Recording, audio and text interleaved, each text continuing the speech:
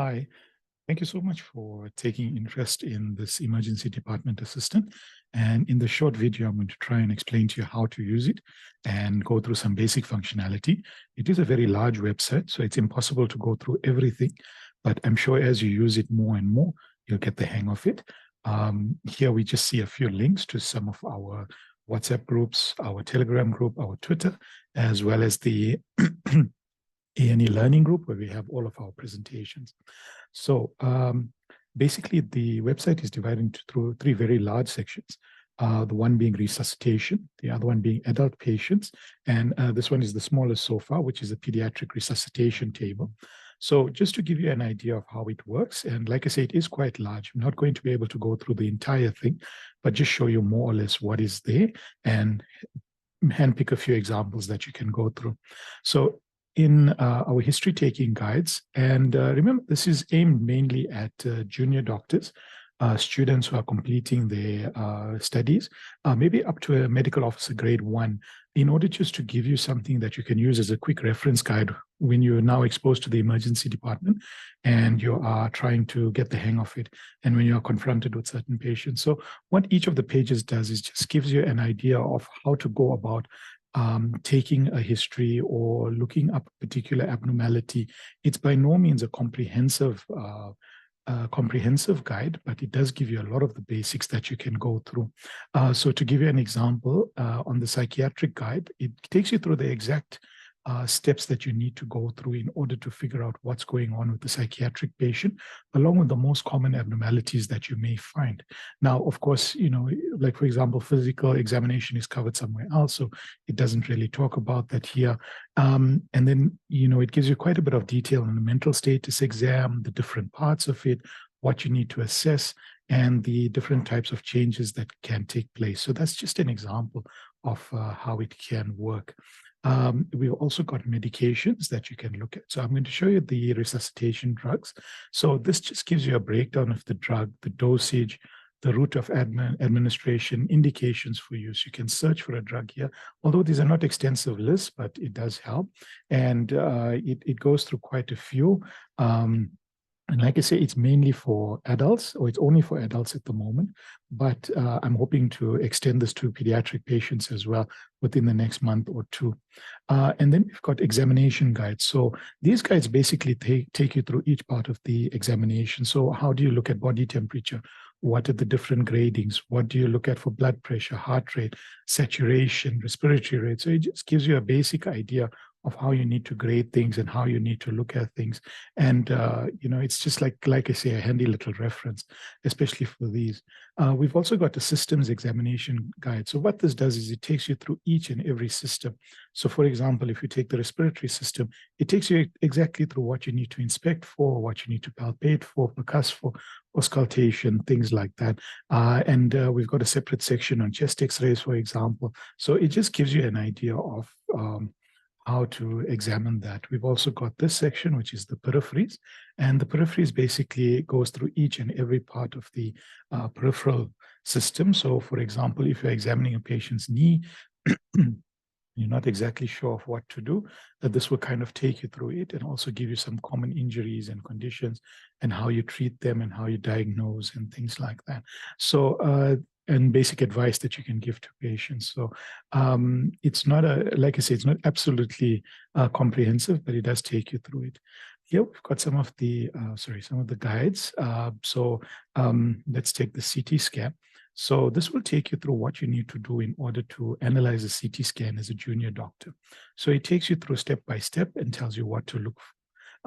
As you can see, it gives you some common CT features, and then it will, most of the pages have enlargeable or pictures that you can actually enlarge so that you can actually have a look at the different conditions and how they appear on CT scan, so that it becomes a lot easier for you to figure out what's going on. So I've tried to put as much as possible into it.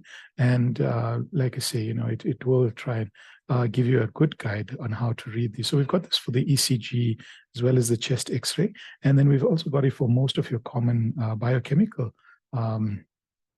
parameters as well. So, this is a UNE and CMP guide. It will tell you how to look at each one. What is the common abnormalities that are associated with it, and also how you would go about managing them in some cases, but not always, and give you examples of renal failure for this one. And we go into it in more detail with the LFTs, FPCs, the CSF interpretation, urine dipstick interpretation, and then we also have these DVT checklists. Or sorry, not specifically for DVT, but checklists that you can use. So this is an example of a checklist that you can use to actually score. It won't tell you the score for you, but it gives you an example of how you actually look at it, for example, with DVT. And in some of them where it was quite difficult for me to actually put them into that format that you had seen, use this format, which is a viewable list, so that you can go through on your phone, because it is compatible with your phone as well, to be able to see exactly what you need to look at for a patient who's had, for example, eye trauma. So as you go through it, that's when you'll see more and more. So these are the most important ones, I would say, which are the calculators. So there's quite a few. It would be impossible for me to go through all of them, but we have one that takes you through your vitals and shows you exactly what could be wrong based on your vitals, a basic pain scale, a PACIA calculator, a delivery date and gestational age calculator. So in this one, for example, you would enter the first day of the last menstrual period. Let's make it 2023. Sorry. Let me just get that up again. 2023. Oh, sorry. Okay, I seem to have messed that one up. Just try it again. Okay, so we've got, for example, 2020. Why does it keep on giving me that? Let's put it 2023. Let's say February the 1st. And then we would put in today's date, which would be 2023. I've done it again. 2023. We would then put the month, which is 04 and 19. And then we would be able to calculate the expected delivery date would be the 1st of November, and the gestational age currently is 15 weeks. So we've got calculators based on all of these, even a Glasgow Coma scale and arterial blood gas assisted. We've also got a basic ECG analysis and osmolality calculator. So I just want to take you through a basic ABG. So if we, for example, have a patient with a blood gas pH of 7.2, a PCO2 of, let's put it as 9, a bicarb of 18, PaO2. And like I say, if this doesn't display on your readout, then you can always just use the values that are put in there. So we'll just use this. And then what it will do is analyze it for you and give you a little breakdown. So this is, for example, respiratory acidosis with compensatory metabolic compensation, and it gives you the causes as well. So it's quite a handy thing to use. The only thing I'm not proud about on this website is the ECG analysis. It is a very basic tool. When you use it, you'll notice it might give you some odd readings. It's not very accurate, but in my defense, there's huge companies that are solely dedicated to ECG analysis online, and they've got huge numbers of developers and cardiologists and things like that. So I tried my very best, but I've noticed it's prone to errors. So if you are looking for a paid tool, this is a lovely one, which is the Quali ECG analysis. It's a paid app, and it's much better at analyzing ECGs than this will be. But by using it, you do get a basic idea. And if you'd like to learn more about ECGs, you can just click here and go to our YouTube playlist, and then also our osmolality calculator and things like that. And the parity and gravidity calculator also. So just to maybe show you one more. So we've got, like, for example, the PACIA calculator. So as you can see, it says we only enter the number of cigarettes per day. So let's say our patient's smoking 28 and the number of years smoked. So let's say he's smoking for 18 years. So it will tell us he's got 25.2 PACIAs and he's smoking 1.4 packs a day. So that's how these calculators work. We don't have anything on point of care ultrasound in this because it's not easy to learn on a static web page. So instead, I've given two resources to people. One is by Dr. Jay Wilkinson, and this is his YouTube channel, which I'm not going to click on now. And there's also my YouTube channel that has the rest of the emergency ultrasound tutorials as well, which is where you can learn it. If we go through resuscitation, again, it's broken down into different parts. So in these, which you can use quite easily on your phone as well, we have each of the algorithms that are normally used, and it looks quite small because you do need to click on it, and once you click on it, it comes up on the enlarged version, which you can use, which is much easier than trying to remember all of them.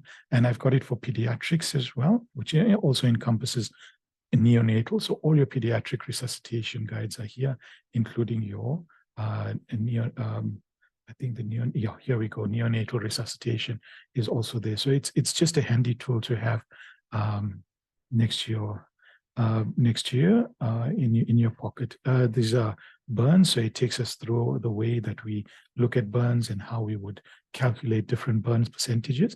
There are much more advanced ones. So, for example, the Vula app would actually work it out for you by looking at a picture of the patient. Unfortunately, I'm not that advanced to be able to do that. And we've also got toxicology, which takes you through all of that. And on some of the pages, you'll see that we've even got links to toxicology protocols and things like that. So even on the burns, there's a nice protocol that's available that you can use. And in the resuscitation, we also, for example, have this burns fluid calculator, the replacement calculator. So if you have a 70-kilo person who's got a 25% burns, it will actually give you the fluid replacement. So you don't have to sit and work it out. It works it out for you. So that's quite a handy little tool to have. And then we also have our checklists, which again take you through different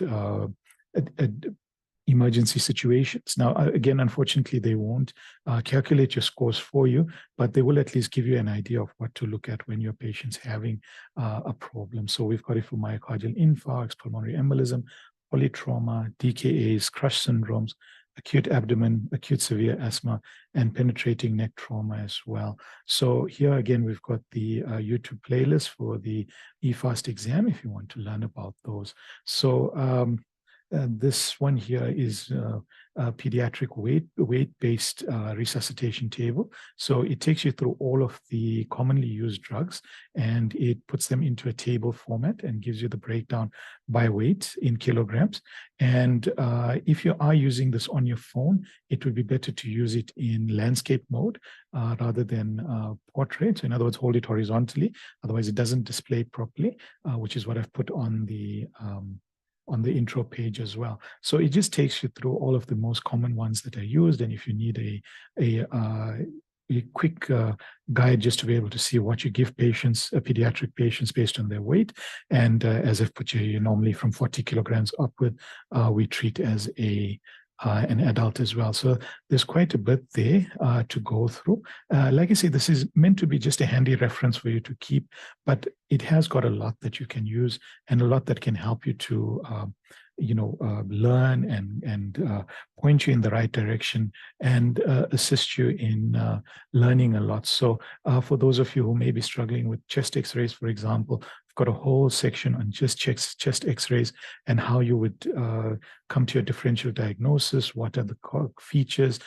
These are all clickable. So if you go onto them, you can actually see what you should be getting. And it goes on, it's quite extensive. And we've got the same thing, for example, with your ECGs as well. And just to show you the vitals calculator. So this is something I know people sometimes struggle with. We'll just put in some, let's put in some ridiculous amounts just so that you can see. So if we have a 100-kilo person who's only 149 centimeters, quite obese, let's say their BP is 220 over, let's put it as 100, and they've got a heart rate of 176, a very sick patient that we've got here, the glucose of 28, oxygen saturation of 62, and a temperature of 42. So this patient has no hope in any case. But so once you submit that, then it will kind of give you ideas of what could be happening. So in this case, the patient has an extreme tachycardia, suggests an ECG. Your patient needs an arterial blood gas and urine dipstick. There's a possibility of DKA. Patient is hypoxic, your mean arterial blood pressure is too high, BMI is too high, and then it gives you all the values at the bottom as well. If we were, for example, to take a patient, let's say normal weight, or let's say underweight, although it doesn't really calculate underweight, but let's take somebody who's now in shock. Let's say, for example, septic shock. So systolic BP of 88 over 34. Let's leave the heart rate the same. Let's put a glucose of 12, oxygen saturation of 96, and a temperature of 42. Then it would, for example, show again your patient has an extreme tachycardia. Your patient has evidence of septic shock that warrants further investigation and management. BMI is too low in this case. So it does, I can't believe I programmed that in. I didn't even realize. Okay. So it's got all of that. And the nice part with most of these is that, for example, if you were to put in here a, let's say 28 kilos, 100.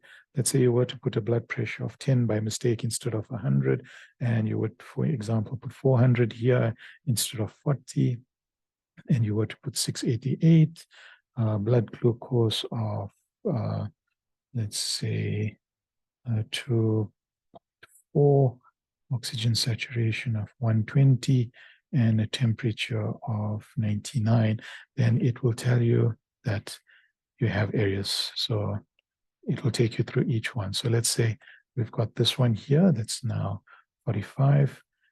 So it will tell you when you've got an error. So your heart rate should be between 0 and 350. Your patient is hypoglycemic. Saturation value is incorrect. Patient has evidence of septic shock. And yeah, so it's not perfect, but it does give you quite a bit to go on. So yeah, I hope you guys will enjoy using it. And like I say, except for the basic ECG analysis, it does work quite well. So I really hope you'll do enjoy using it. And hopefully within the next month, we'll be adding the pediatric section inside there. I have already started on it, but there's still a way to go before it's ready. And of course, if you have any suggestions, criticisms, be they constructive or non-constructive, it doesn't matter. Please let me know, and then I can try and improve the entire thing. So I just want to thank you for taking an interest in the website, and I hope that it will help you and your patients as well.